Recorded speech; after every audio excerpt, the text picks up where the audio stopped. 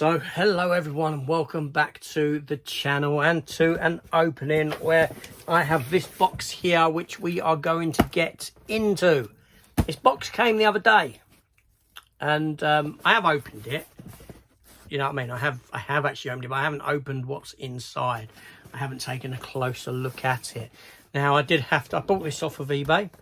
It was quite expensive. I had no idea that this had come out. It was released for San Diego Comic-Con 2024 and I didn't know until I saw it on eBay, and straight away I had to get the money together out of my savings. I had to buy it because I wanted this thing here, because I've always wanted one of these.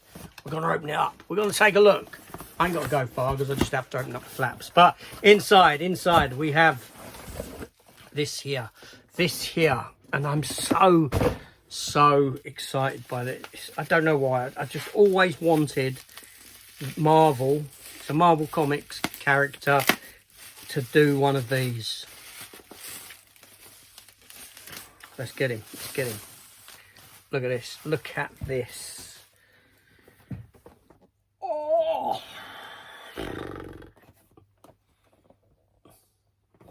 Death's Head, the character of Death's Head. Okay, you might be saying to me, if you're in the know, wait a minute, haven't they done a Death's Head character before? Yes, they have. Marvel have done a 3.75 inch small one Death's Head figure release, which I have. I have two of them.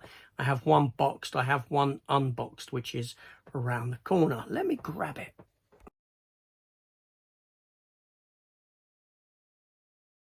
All right, so he's a little bit dusty, but all right, so there we have Death's Head there.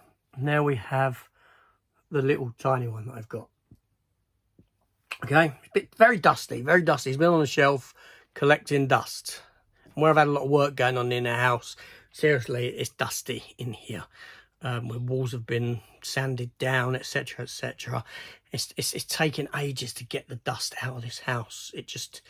It's like it must be a complete and utter dust mess. But yeah, so anyway, so back in the day, you know, you had this character here. I will talk about the character momentarily. And I got this because I always wanted a Death's Head character figure. And I was hoping they'd done a bigger one. They've never done it. Never done it. Just a little one there. Like I said, I got two of these, boxed and unboxed. Then I was on eBay and I was searching for Death's Head 2. Death's Head 2 is the next incarnation of this character. I haven't got one of those figures. I've asked Chris on Cypher Cigar Screen Time if he could keep an eye out for one for me when he goes to his toy fairs. But I saw this San Diego Comic-Con exclusive, 2024 exclusive large figure, and I had to get him. I just had to get him, right, seriously. Now, Death's Head is a Marvel character. It's a Marvel UK character that came about in the 1980s. Death's Head was created by Marvel while Marvel had the license to the Transformers and were publishing American and UK Transformer comics. And in the UK Transformer comics, they wanted to put this character, but Marvel wanted to retain the rights to this character, so they couldn't put him straight into a Transformers comic, because if they put him into a Transformers comic, he would become the property of Hasbro, unless he appeared elsewhere first in a Marvel comic. So what Marvel done was they created a one-page story for him, and they published it in a lot of other Marvel comics before introducing the character in the Transformers. Now, in the Transformers, he is the size of a Transformer. He doesn't transform himself, but he is a bounty hunter. He is a robotic bounty hunter, and a cool character he is. Then after his run in Transformers, he appeared in other comic books as well. And one of the things I like about this character is actually his history, because he's a mainstream Marvel character now. He's a Z-list character. He's not a big character. He doesn't come about often, but he is in the mainstream Marvel universe.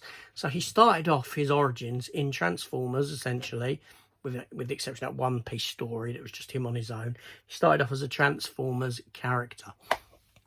And then what Marvel done at the time, Marvel were also publishing Doctor Who stories with Sylvester McCoy.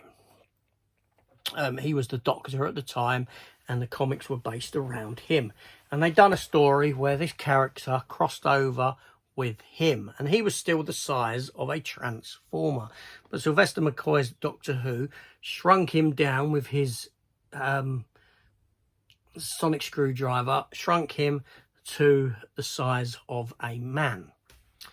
He then appeared in comics like Dragon Claws, which was a Marvel UK comic, and in that he got destroyed. He was destroyed by the Dragon's Claws, and he ended crawling out of the fire a bit like a Terminator. Now, the original look of Death's Head in the Transformers wasn't the yellow and the blue. He had a green outfit, but he was the same, you know, robot face, the same, that sort of thing. This is more of like a redesign of the character that they'd done for his own comic book, his own spin-off comic book, which lasted for 10 issues, a 10-issue miniseries.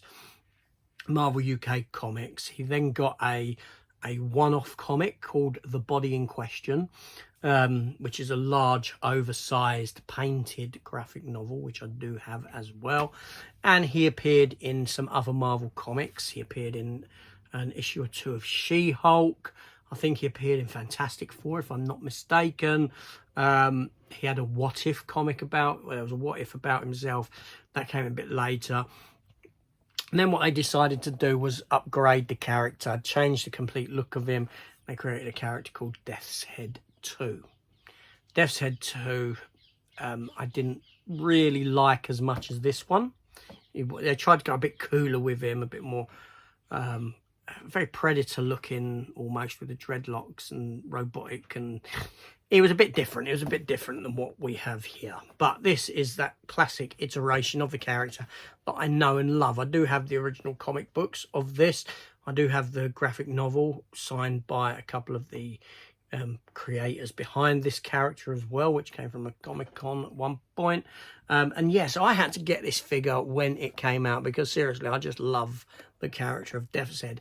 Now, unfortunately, I'm not going to open this up and get it out of the box. No, this is going to be displayed in the box. Chris, over at Cypher Sigma Screen Time, he's probably spinning in his grave if he was in a grave, but he's not. But he likes to open his figures up. But I can't open this figure up. But the one question I have for him is this a figure that you'd consider getting if it was cheaper, considering that he has a history with the Transformers, and that's where his origins came about. But yeah, so I'm just kind of stoked to have got this figure. Seriously, I really am, that they've done a larger one of it, that I've got a hold of it. It's fantastic. It really is. You know, inside he's got some additional hands. He's got his, I know you can't see them. He's got some additional hands. He's got his shield.